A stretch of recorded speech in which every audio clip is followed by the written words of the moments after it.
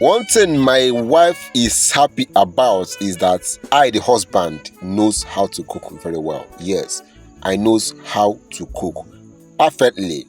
We are making this olubu soup for our food challenge. If you check this channel, you will see more of food challenge eating competition. All right. Now, if you want to make your olubu soup, you can use goat meat, you can use cow meat, you can use any kind of meat at all of your choice.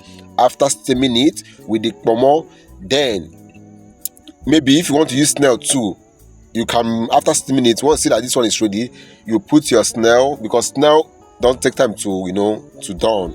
Then and make sure that your cocoyam is already boiling, cooking to normal way, making this soft. After the softness, then do well to blend. Now you use mortar pesto to put in the mortar, to use mortar pesto to wrestle with the cocoyam, or you put in your blender and blend it very, very rough and very, very smooth. Don't mind me, please.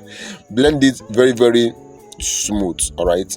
Then once your meat is ready, everything is ready, bring the cocoyam, put it small, pinch am, pinch by pinch am, cover the pot, put your ogiri, cover the pot, put other spices.